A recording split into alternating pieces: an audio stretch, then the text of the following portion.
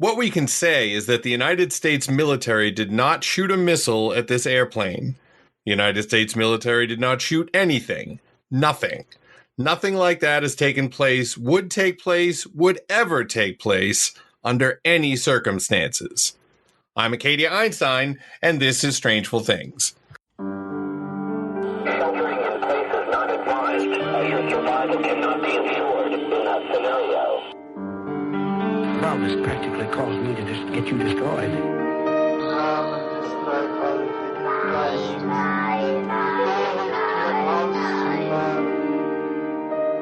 Unsolved, unresolved, and super complicated. Strangeful Things. Welcome, everyone, to Strangeful Things. I'm Acadia, and I'm here with Mells and Shooey. How's tricks, everybody? I'm doing fantastic. I'm healthy, and that is my new and good for the week. Just you don't have the Rona? Nope. We're Rona free and living life. Well, there you go. Living life. That's just outstanding. That just sounds spectacular. Well, my new and good for the week is not so much a new, but a return. You know, living in the world of COVID, things are reopening here in New York. One of the things that did open about a month ago was Massage Envy. And today I had my first massage since COVID. All right. Yay, Shooey. They took your temperature. Everybody wore masks. You wore a mask when you were face up. They had a mask on the whole time. And then you could take the mask off when you were face down. When were you face up? Right at the end? You took my joke, you son of a bitch. Why are you gonna be gross about it?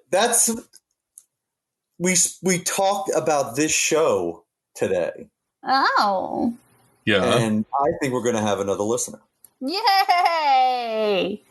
Well, that's exciting. 3 So wearing your mask on your face instead of your ding-a-ling really helped out there with getting us a listener, huh? You guys are why do I share?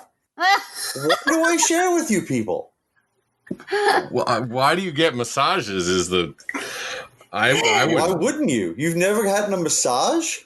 No. Maybe it will because help I'm your not for grumpy ass. relaxation or No, I'm not a fancy debutante. I don't play baseball on a real diamond. You're such a dick. I had no idea that getting a massage was such an exclusive club. Yeah, it's like getting a manicure. No, it's not. If you're a dude. No, if you're a dude. No, it's not. No, it's not. Yeah, it is. Yeah, I think it is. It is definitely not. I don't get massages. I get painful physical therapy where they tell me to not spread my legs like a whore, but I can't stop it. So you get massages. You just call it something different. No, it's not massages. It's them going, hey, let me tie a bowling ball to your leg and throw it out this window. Tissue massage is a massage. But they don't give me that. Getting gypped. All right. Tonight, we're going to talk about a real... That's the last time I share to you fucks. I'll tell you that right now. Well, what? It didn't make you any cheerier. You're still all grumpy. Who's grumpy? I don't understand this. Oh, maybe I'm just projecting. Yeah, that's what I think. That could be. All right. I'm not fucking grumpy. See? Now you're going to have to even that out when you edit it. Yeah, fuck it. 5 minutes before it's supposed to go. Anyway, so tonight we're going to talk about a real tragedy. Stop making me laugh when I say real tragedy, you bastards. Yeah, I'm sincere. We're going to talk about a real tragedy on a large scale that happened in the 90s. And once again, I have a slight connection to the case. I mean, it's not very significant, but it was pretty sad.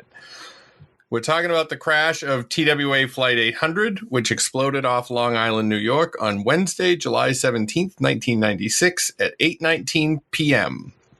I was living in Portland, my home then, and I worked for the travel place, and that's why I'm connected to the case, but we will get to that later.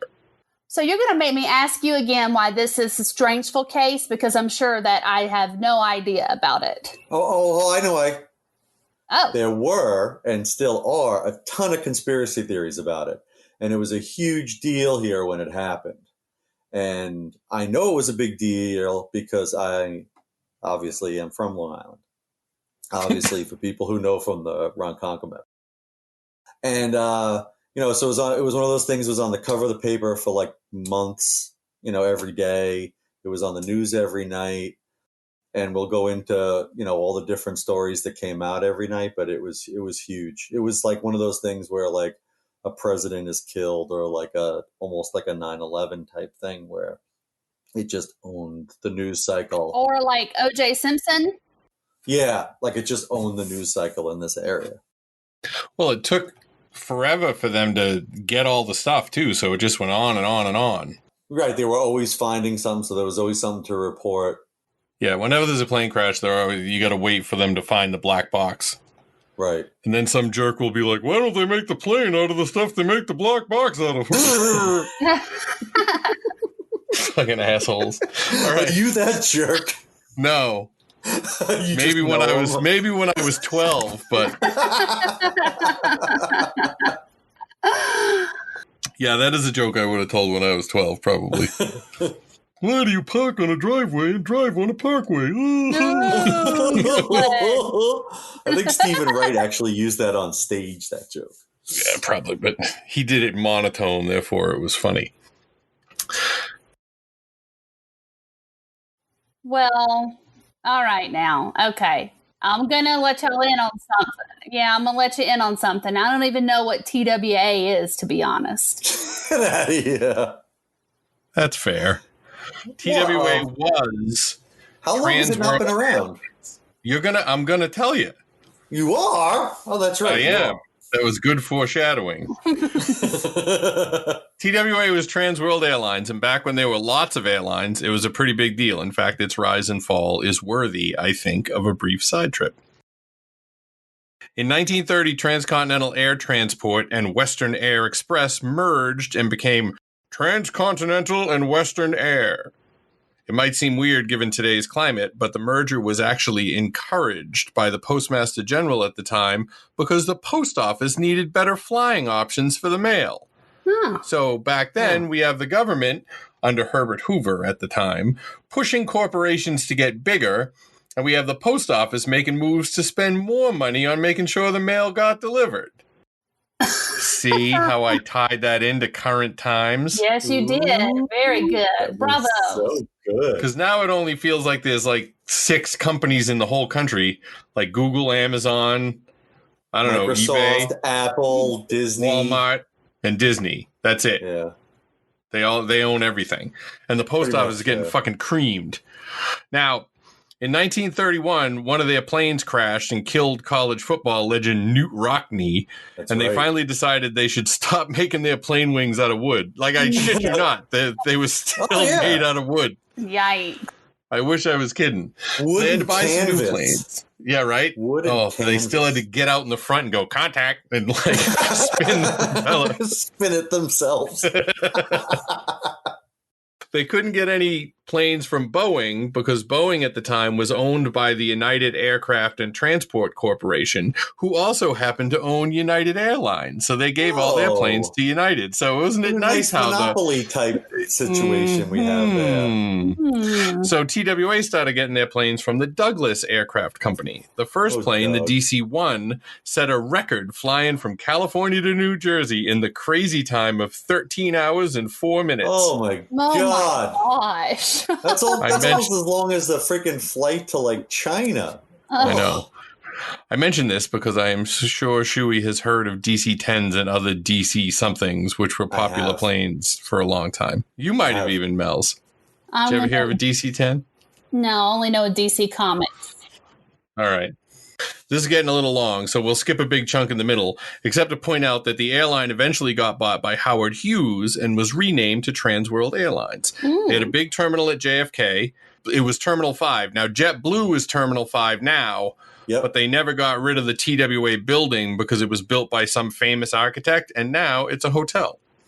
Mm-hmm. Well, the So more there. you know. Yeah, Mhm. and they redid it like that, like it was like the 50s or 60s, like that kind of style and shit. It's pretty cool. Yeah, all that stylish chicness of Yeah, modern like air travel. Mad Men. Yeah. And they actually said TWA ended up getting screwed because their terminals everywhere they built them like really close to the street, so you could just basically like jump out of the cab and then run right onto the plane because there was no security in between. Like you could practically like just drive out on the runway and get on.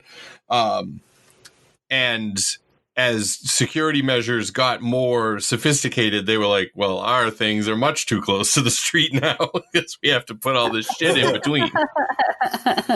So, and I looked up the hotel for some reason. So this is JFK. Like, New York's the most expensive place in the country. And at the airport is the most expensive place of any place in a city. And this hotel is legitimately right across the street from the terminal, and it's only like $179 a night. Oh, wow. Right now. That's pretty cool. Because ain't no one going anywhere because of Rona. Yeah, there's Oh, that. yeah, that's true. So, why do we care about all this? Well, TWA eventually got bought by the Trans World Corporation, who also owned Hilton Hotels and Century 21 Realty for some reason.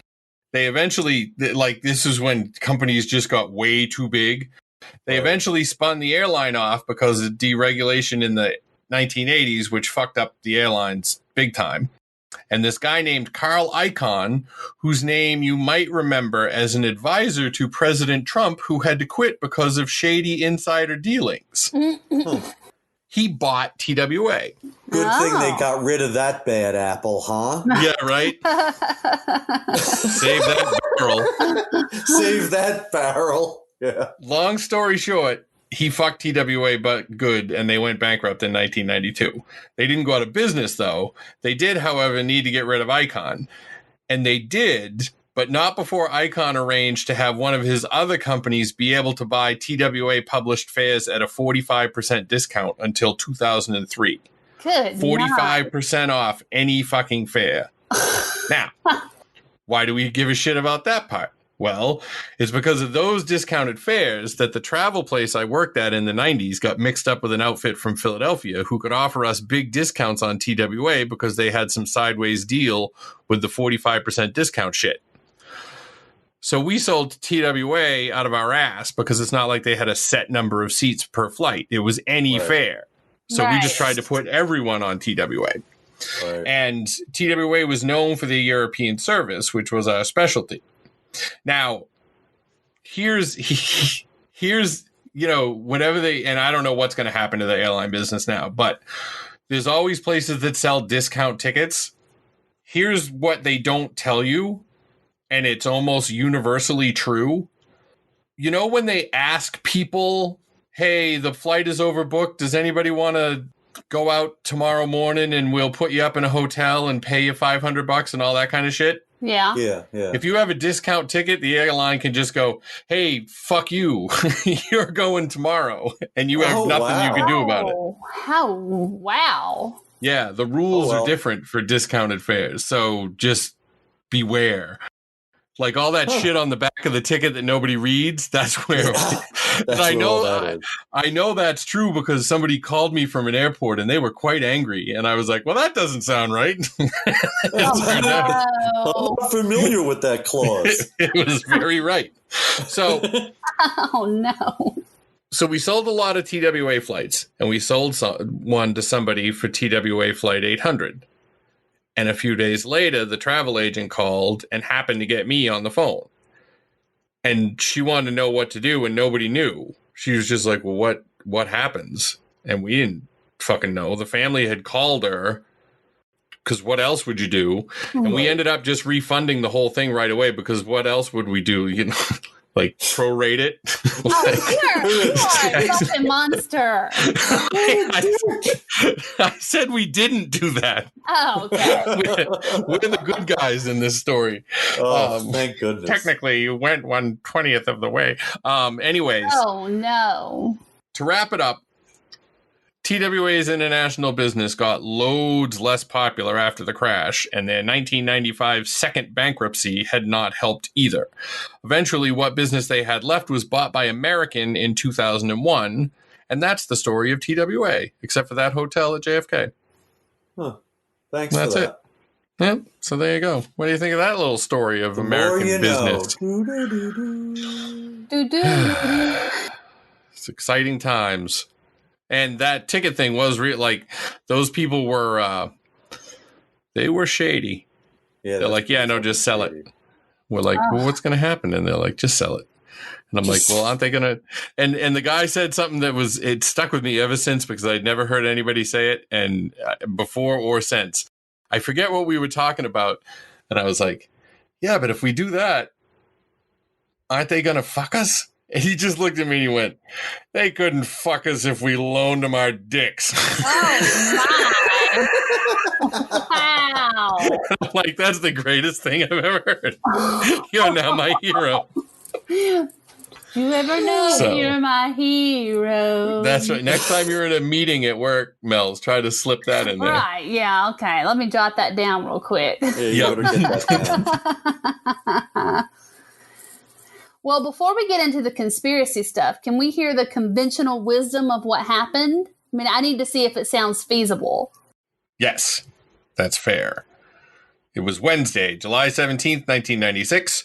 The Boeing 747 took off from JFK bound for Paris with 230 passengers and crew aboard. About 11 minutes into the flight, the plane was at 13,700 feet. That was lower than it would usually be at that point because they were staying low to keep out of the way of another jet that was flying into Rhode Island that was above them. It was just about to start climbing again when it suddenly exploded. The full fuel tanks ignited and a huge fireball was visible for miles. According to the story in the New York Post, the crash was close enough to the coast that plane wreckage washed up on Suffolk County beaches for weeks. There was a wall of flames 30 feet high, Suffolk County police officer Vincent Termine, who witnessed the explosion, told The Independent in 1997. He said it looked like the ocean was on fire. Termine headed out to sea with rescue crews immediately. We tried to get close to a piece of burning wreckage at the beginning, he said. I remember operating the boat between flames, but we couldn't get close enough. The smoke was making us sick. One of the guys had to throw up over the side. Oh, Jesus. I can't imagine what it must be like to have parts of a wreck and presumably parts of bodies wash up on the goddamn beach. I can't fathom it. But after a 4-year investigation, the longest in FAA history, it was determined that the explosion was caused by an electrical short circuit in the center wing fuel tank. Except lots of people don't believe that, which brings us into the world of conspiracy. The 90s had their fair share of fucked up occurrences. Ruby Ridge, David Koresh, the first World Trade Center bombing, the alien autopsy. There was a lot going on. I mean, Oklahoma City, and I mean, I was a child during this time, but I wasn't that young. I was 12 years old. Oh, shut up. Well, okay. I mean, I know that. Ridiculous. I was only 12 years old. Oh, you were working? That's great. I'm grown. I'm 12. I can watch Alien Autopsy as soon as I gig my frogs. Hey. I'll have you know that X-Files zone. I loved X-Files, and I still do. Of course you would. And just so you know, I was only 3 years from operating a motor vehicle. So would you call that a child? I don't think so. That's only because of where you lived. It's 15 years old, thank you. Narrator. The vehicle was a tractor. It may have been a horse and buggy, but I was still operating. Maximum speed of 8 miles per hour. Yeah, but you were 12, but that still means you missed the whole beginning of the internet. And that means you missed the TWA 800 missile website roadmap. You can reach it at, I shit you not, you could go there right now if you wanted to, angelfire.com/HI/TWA 800/. It's still there. according to the top of the little teeny tiny site that's just like right in the middle of the page with a mile on either side of it. The roadmap guides you to the websites containing information supporting the TWA Flight 800 missile theory. The mainstream media has done little independent investigation. Read the quote-unquote rest of the story, updated May 12th, 1999. Oh, I got married on May 12th. Anyway. Oh. And I also feel like I've really... Well, where you were from, it would have been okay in 1999 too, right? Let's see. How long had I been operating a motor vehicle?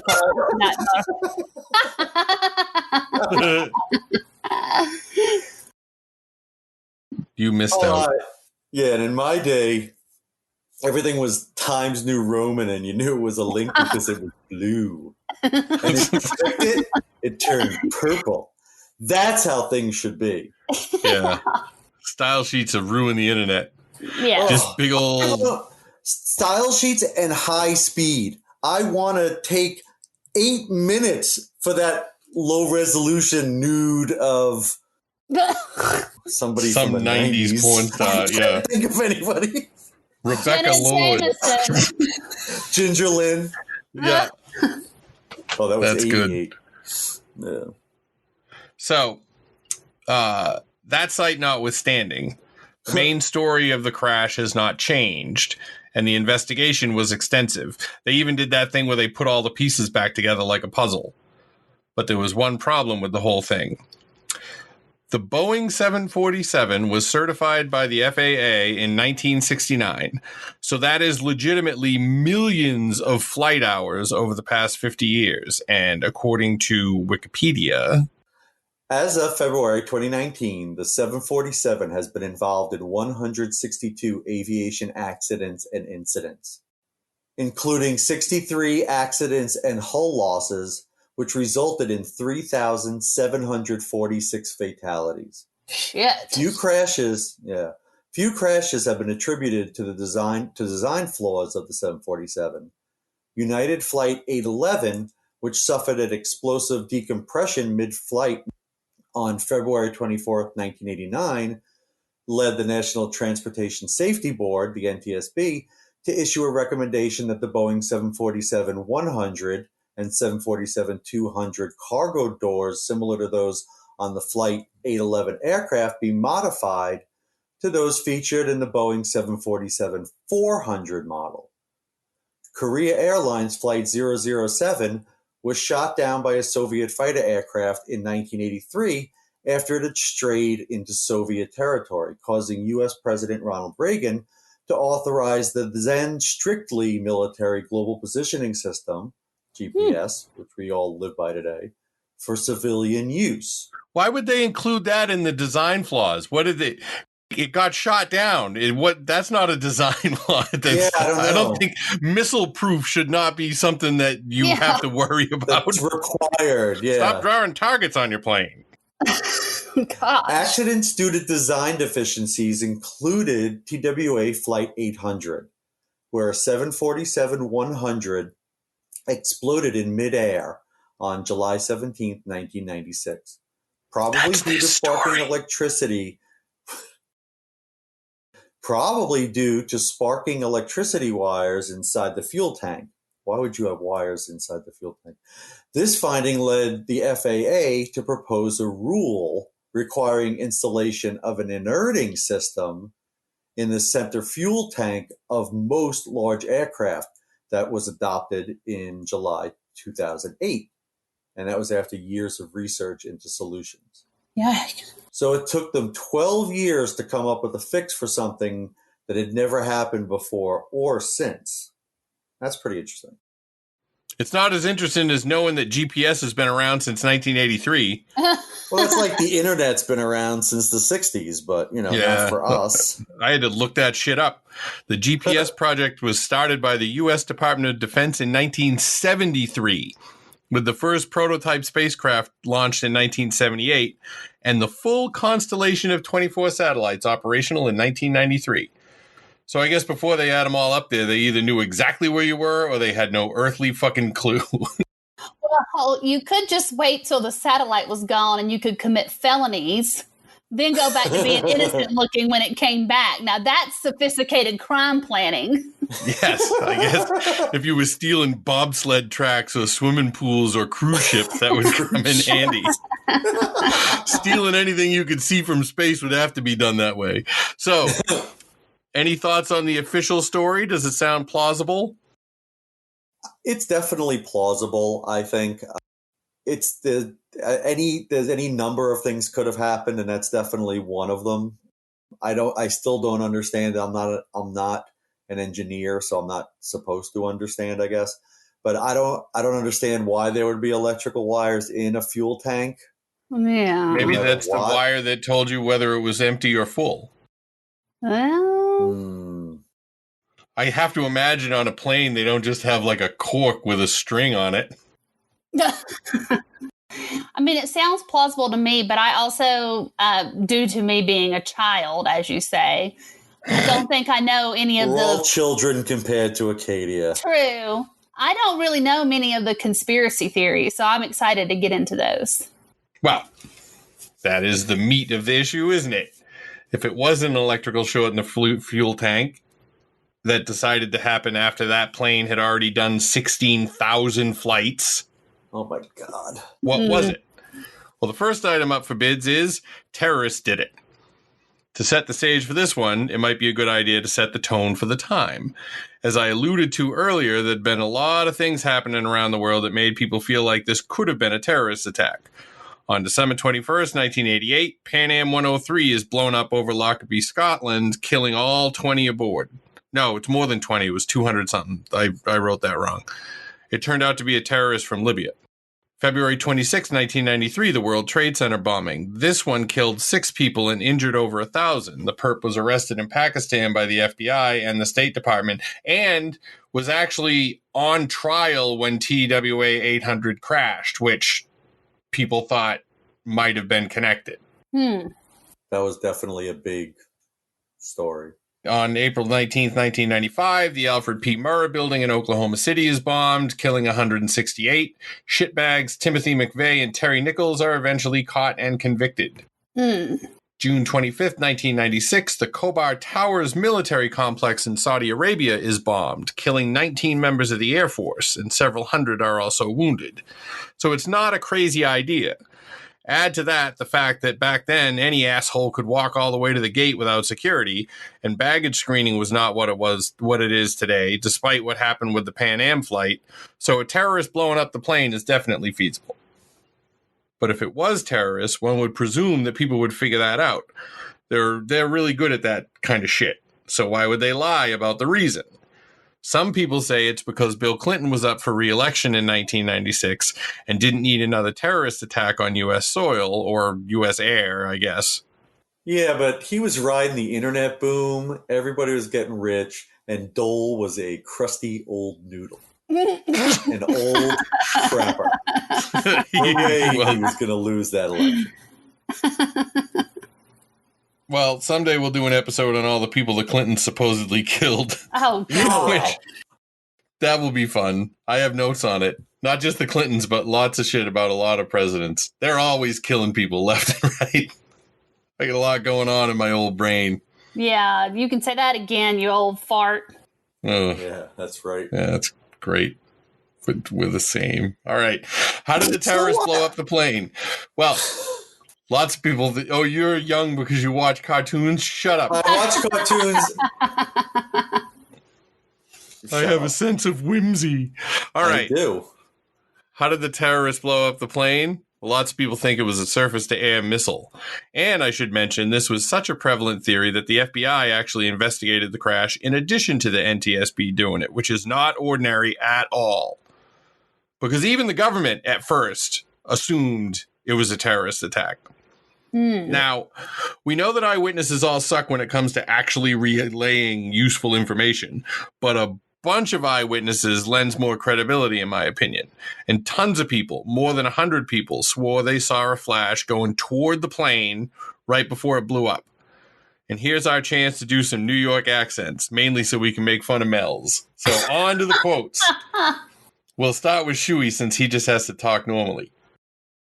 Oh, and I was going to do a whole Brooklyn thing. No. Hey, you can do whatever you want. No So one I'll will just do know. my regular voice. I looked up because it sounded like thunder. I kept looking, trying to figure out what it was. And that's when I saw a flare come off the water. The flare, trailing orange flame, shot up roughly at a 45-degree angle, then rapidly increased its angle of ascent. Then it appeared to strike something. This was the strangest thing I ever saw.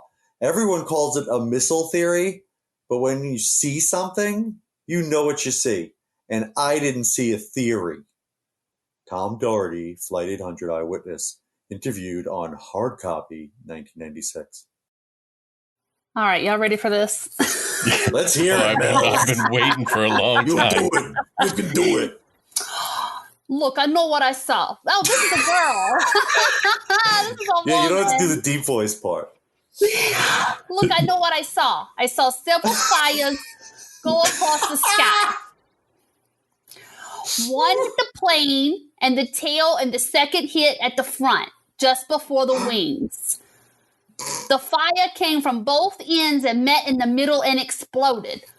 Then the nose dropped, hung there for a minute. I understand that when a plane bursts into flames, the flames fall, but this was a fire going up towards the plane. I don't even know. That was something I've never done before. That was pretty good. Pure gold. And that was perfect. Bob. That was like my next door neighbor. Oh, nice. Well, is your next door neighbor Barbara Paychalk? Hey, it's Mr. Paychalk. Flight 800 eyewitness, November 19th, 1997, the New York Post. My God, somebody's shooting at that airplane. Oh, no, wait. You didn't even use forgot a British I gave accent. myself a better one. My God, somebody's shooting at that airplane. Crew of a British Airways jet flying behind Flight 800, who radioed to air traffic control on July 17th, 1996. Was that a British accent? Yeah, but I was still in the New York one, so I kind of fucked it up. We are horrible people laughing throughout this, by the way. Odds and bodkins. Anyway, to sum up the number of witnesses, more than 150 credible witnesses, including several scientists and business executives, have told the FBI and military experts they saw a missile destroy TWA 800. Some of these people are extremely, extremely credible, a top federal official said. When we asked what they saw and where they saw it, the witnesses out east pointed to the west, and the people to the west pointed to the east. The New York Post, September 22nd, 1996. Now, I remember at the time a lot of people talking about a missile, and since the plane was so relatively low, I guess it makes sense. And the top range of a handheld surface-to-air missile is just under 20,000 feet, so it was technically possible. Wow, that's fucking crazy. I know, right? Handheld. Like, you couldn't see that far, so how would you know what you were shooting at? That's 4 miles away almost. You can't see 4 miles, can you? That's fucking crazy. No way. Well, I mean, maybe in the air you can. Like, I think you couldn't. Off. You couldn't on Earth because you can see planes when they're way up there. You can see planes taking off, and they get up to 20. Yeah, you can see that. Yeah, you'd be able to see it. I mean, I don't know how good you'd be able to aim at it, but you could see it. According to the Encyclopedia Britannica, the number of people who saw what they thought was a missile was 258, which I suppose is more than 150 like the Post said, but it diminishes it a little. Well, maybe they thought the extra 100 weren't credible or something. Like, it was 150 or so people who had their shit together, and then, like, another 100 or so sounded like idiots, like Barbara. Yeah, well, that actually makes sense. There were probably a few who said it was like I seen the slingshot. shooting fire out of its mouth, or like a giant cannon. Like, I wouldn't count them as very credible. But do any of you think this theory holds any water? Hey there, it's Acadia here, and my partner, Hannah Selector, is going to tell us a little bit about the show we do together. Do you like horror movies, Stephen King, ranting and raving? Join us for a meeting of the Castle Rock Historical Society. Tuesdays, wherever you listen to podcasts. But do any of you think this theory holds any water? I mean, do I think that somebody that knew how to shoot missiles could shoot a plane out of the air taken off from JFK when they're so low? Yeah. Absolutely. Well, what are you using to do that? Like a javelin or something? Is that what it's called? I don't know. Whenever I think of those, I just assume that it's the things that they were selling in Back to the Future. Oh my God. Those things you put on your shoulder and shoot. Yeah. I don't know. I think it's credible. Yeah, I mean, but you have to be very skilled to do that. Yes, and but that's a lot of people to say are lying. Yeah, you know. Agree. Strong agree. So I guess we're going to put this in the yes, it could have been that category. Now, we'll go back to the missile thing later, but we should also note that one of the reasons the FBI was involved was that they found explosives residue on 3 pieces of the recovered plane. Yikes. By the way, they recovered 95% of the plane and rebuilt it. And they also recovered every single body. It took a year, but they got all 230 of them, which is not bad. That's fucking amazing, to be honest. I know, right? But they found this explosives residue on some canvas-like substance and 2 pieces of floor panel. And if the plane had been hit by a missile, one would think that it would have gotten on the outside first, but they had what they had. But that's another thing, though. Like, I don't know, like, to go into that level of detail just seems like a lot for, like, a hoax. Right. I know what you mean. Yeah, that's true, too. Like, why would you bother saying, yeah, we found some explosive residue on a couple of pieces and some canvas, if that's like a cover-up story, you know? Right. Like, why would you go to that level to even bring up explosives residue if there wasn't really explosive residue? Well, I mean, technically, you're getting paid either way. I suppose that's that. But it also kind of makes me think, I cannot imagine the first guy that went, yeah, well, there's this plane that crashed and it's fucking scattered over the whole county. Let's put it back together. All the people that worked with him were like, no, we're not doing that, you asshole. We'll be here forever. Amazing. That is fucking amazing that they're able to do that. Yeah. Like, I can't even do a 500-piece jigsaw puzzle without fucking breaking the table. Y'all know I love jigsaws. I do. I'm going to get you one that's just one color. Oh, no. Now, some people insisted that this residue was proof of a bomb, and they pointed to some weird stuff on the back of some of the seats as further evidence. But the NTSB said that the seat stuff was glue used to hold the fabric on the seats, but they could not explain the other explosive residue. Neither could the FBI. The nearest they could figure, it came from the plane transporting troops to the Gulf War in 1991, or it was used in a dog training explosive detection exercise about a month before the crash. Ooh, that's eerie. Yeah. Wow. But before you discount all this stuff as crackpot, some people got arrested for stealing evidence. One of them being a guy named Robert Terrell Stacy, who was part of the investigation team and just happened to be the chief 747 pilot for TWA. Oh. He thought the seat thing was significant, so he and a couple journalists just took some seat fabric and some documents. They only got probation, but they furthered the rumor that the explosives found were consistent with a missile, which still makes no sense because it was on the inside of the fucking plane. Well, you said security was pretty lax back then, so maybe someone smuggled a portable rocket launcher on board. Or a bunch of people each brought one piece and they put it together in the bathroom. I don't know. To the wiki page. Yeah. Have you been in a bathroom on a plane? I mean, what are you going to stuff that in your pants and walk in there? Like, and then you got to just shoot it at the floor. Yeah. Yeah. Or maybe it went through like a window. Well, that's true. Oh, yeah, I didn't think of that. Mm-hmm. Mm-hmm. Mm-hmm. Hey, you should have been on the task force. So the FBI, they were worried about terrorism, though, right? Yes, very much so. Most of all because planes tend to not explode in midair for no reason. Yeah. Remember how long the 747 had been in service. They figured they had the kinks worked out by the time the jets had been flying since 1969. Yeah. But terrorists were not all the conspiracy people had to worry about. Imagine a theory that is missile yes, terrorists no. Yep. Pierre Salinger, journalist and former White House press secretary for both JFK and Lyndon Johnson, as well as a longtime correspondent for ABC News, came out on blast in November of 1996.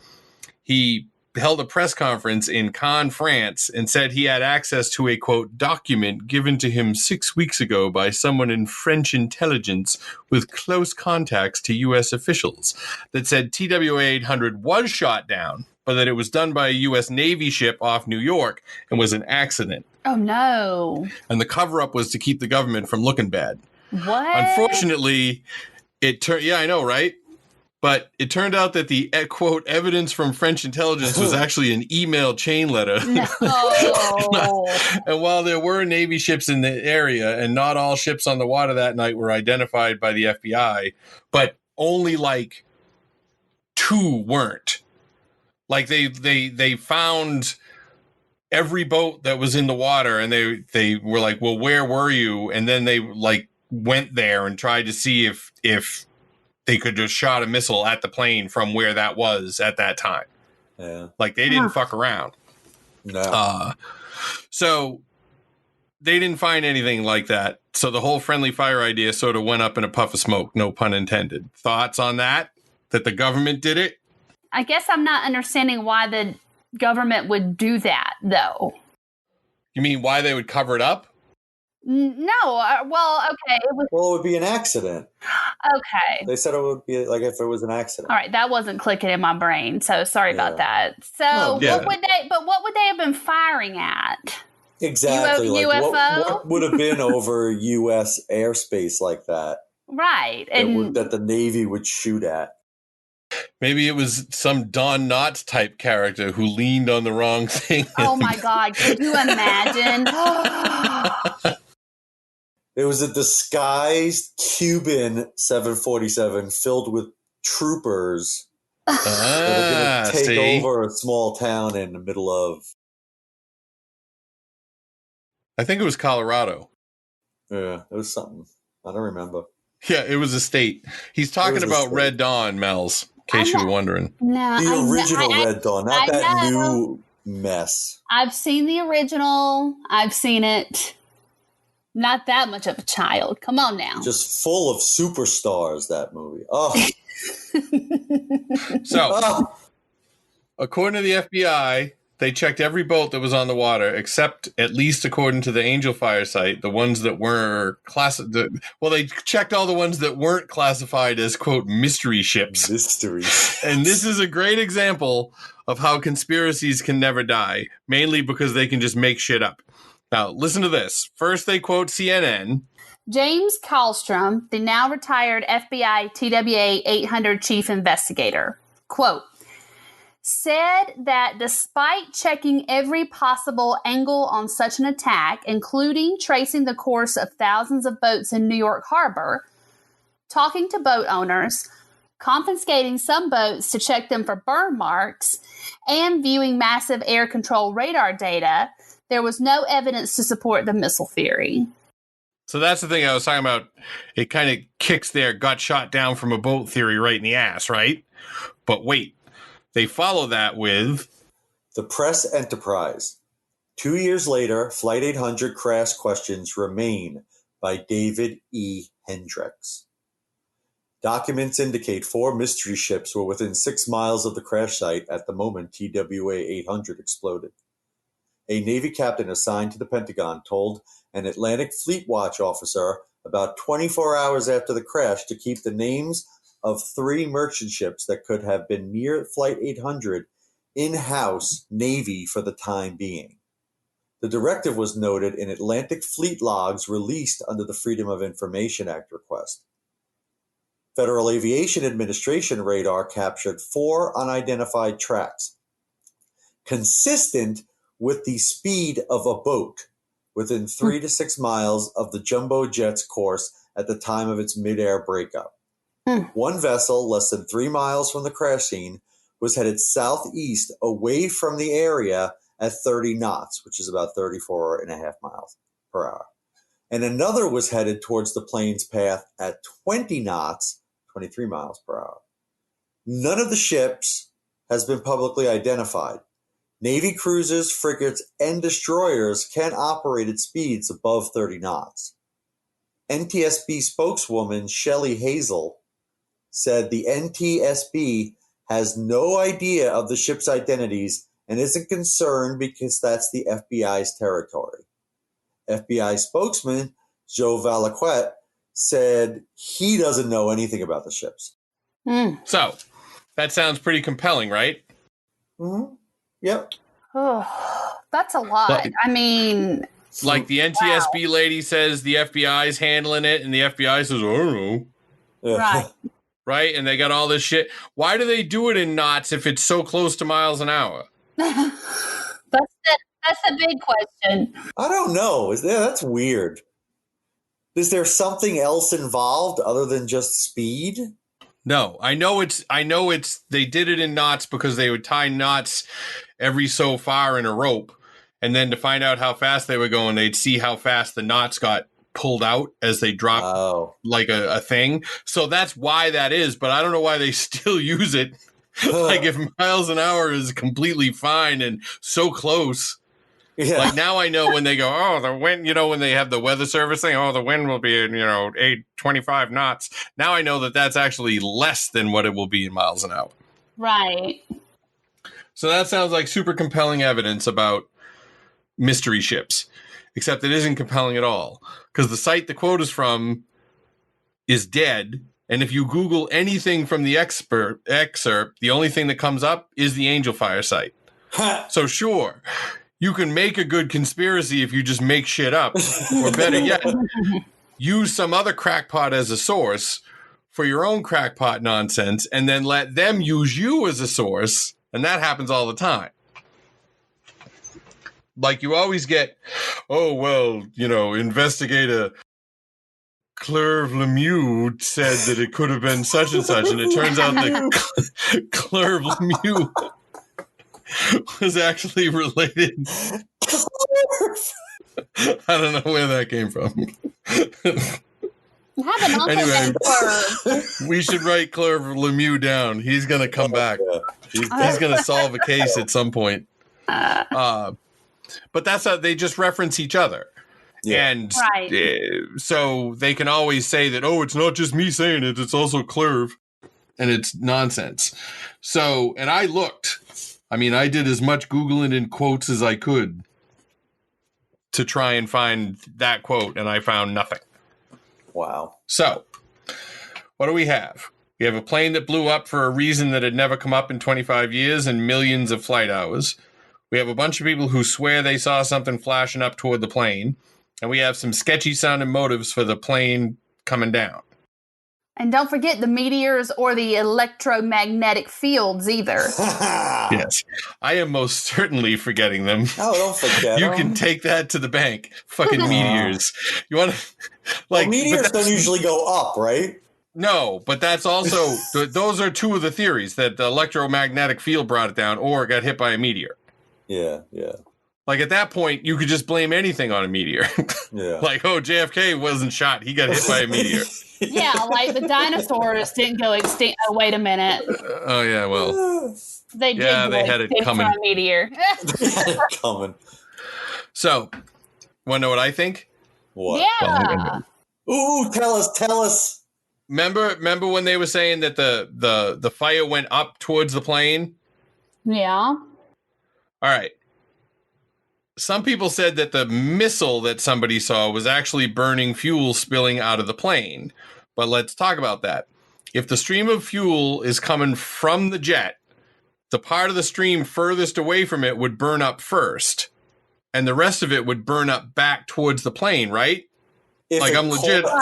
if it caught at the end of, like, it would have to catch all the way at the end. Right, like.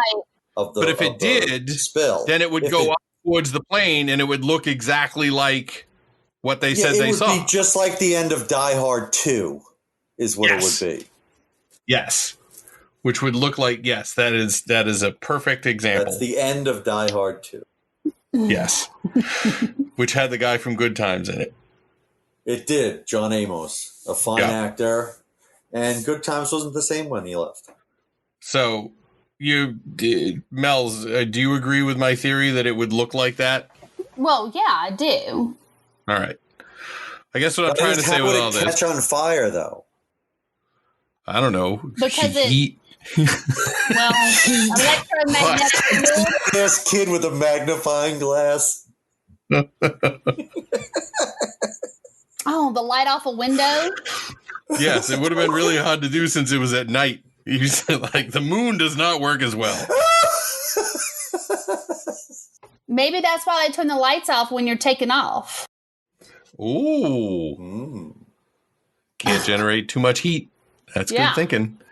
All right. Could you still smoke on planes then? I bet not.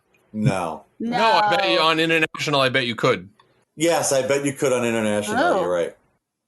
Because there was actually a thought process by the airlines that was like, we can't keep these people from smoking for that long. They'll bring the plane down themselves. I can't smoke for 16 hours. What? I'll kill you all. So, what I'm trying to say with all this, so we have a weird accident that seems like it would have come up before but didn't. And people don't like things when they don't fit right. So it could, like a conspiracy gets born. You know, the old adage about talking about JFK, the reason there's so many JFK conspiracies is because nobody wants to believe a fucking shit weasel like Oswald could actually kill JFK for basically no good reason. Right. So you got to make it bigger than that, you know, because it doesn't equal out. Now, I should add before we throw our 2 cents in here that there was a documentary made about the crash on the Epix network in 2013. The source material was from 6 members of the original investigative team, like the NTSB one. And they basically said that the feds undermined the investigation, and they said some provocative stuff like the security cameras saw FBI agents sneaking into the hangar where they were reassembling the plane in the middle of the night. And the gist of the documentary was to say that there was indeed a cover-up and the official story was a load of shit. And the whistleblower asked to have the investigation reopened, which is actually dumb because why would you ask the people who faked the investigation in the first place to do it again? Like, seems like they would just refake it. Right. It seems like you would get Canada to investigate. Like, oh, Canada will shoot straight. Anyway, the government gave their definitive answer as, while the NTSB rarely reinvestigates issues that have already been examined, our investigations are never closed, and we can review any new information not previously considered by the board. The TWA Flight 800 investigation lasted 4 years and remains one of the NTSB's most detailed investigations. Investigators took great care reviewing, documenting, and analyzing facts and data and held a 5-day hearing to gather additional facts before determining the probable cause of the accident during a 2-day board meeting. So it doesn't look like they're going to be reopening it anytime soon, especially since the shit from the documentary was kind of swatted away by the authorities. Yeah. So what do you think? You going to believe the feds like the fucking sheep that you are? Honestly, I mean, the majority of me wants to believe that it was just a freak accident with the airplane. Yeah. Yeah. And that's like one of my greatest fears ever, obviously, which is probably anybody's greatest fear. I mean, I'm not alone in that. No. But I mean, if you think about when they talk about how safe air travel is, I mean, if I told you you have a 1 in 16,000 chance of blowing up, I wouldn't get on another airplane. Yeah, I thought, well, I don't know. Those aren't very good. Like 1 in a million is better off for my mind. I mean, if there were 16,000 M&Ms in a jar and one of them was poison, I'd probably eat some. Would No, you, I you wouldn't do sheep? Fucking sheep. Yeah, I guess. No, I don't know. I mean, it took 16,000 flights and then it blew up. But then there's other ones that are still flying now because they don't make 747s anymore, but it's not like they're all gone. Right. Yeah, they're still. And now that they made the inerting system in the tank, why, that one thing will never happen again. I don't know. That's good. I mean, it just seems shitty that, a wire killed that many people.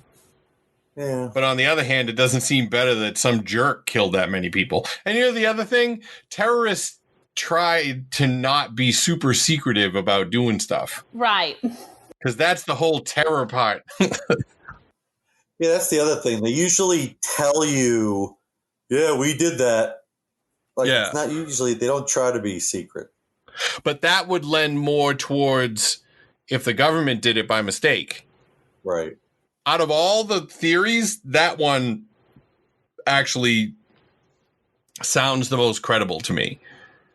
Not more credible than it was an accident, but it sounds more credible than a terrorist. Because if a terrorist attack doesn't get claimed, then no one is terrorized. Like, there's no point. Right. So. It's a sad, sad story, though. It is. Oh. You're kind of on a string of sad stories. Well, Yeah. That's why this isn't called the Happy Time Fun Hour. Everything can't be That's the goddamn Fresno Nightcrawler. Hey, speaking of, did anybody check that guy out? Was he in the area during this time? Just a flipping and a flopping. Yeah. Cutting a rug right around there? So, are we ready to button this up? Yeah. Let us button. All right. Let the buttoning commence. Yes. So if you want to communicate with any of us, you can reach me on Instagram and Twitter at Shooey Time, SHOOEY Time. You can get Acadia on Twitter is at Acadia. On Instagram is at Acadia Einstein. Mells is at Mells Bells on Twitter and at Superficial Mells on Instagram. And you can also get us on Twitter at Strangeful Pod. Yes, and you can get Mel's on the Damn Fine TV podcast. Yeah. Woo. Fun times. She's stepping out on us. Ah. And you can find me on the Castle Rock Historical Society podcast and Shooey watching Adam 12 in his house.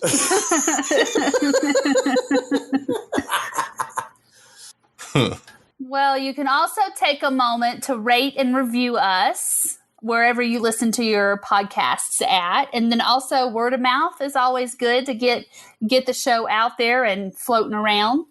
Yep. Tell your friends. And if you want to up your support beyond the tweeting at Shooey just to see if he ever actually replies, you can go to patreon.com/strangeful and you can become a patron, and then you get extra stuff like chill time, what's perhaps the best bonus content in the history of Patreon. It's the chillingest stuff. It's chill. Oh, it's super chill. Yep, everybody's just going to be super relaxed. What did I say earlier that I needed money for? Life. There was something. Yeah, well, yeah, besides my livelihood, but there was something else. There was something more specific. Damn it, I can't remember. I should have mentioned it at the time. Damn it. Anyways, thank you as always for listening, and we love you very much, and we cannot wait to talk to you next week. Yes, count your blessings. Keep on flapping. Bye-bye.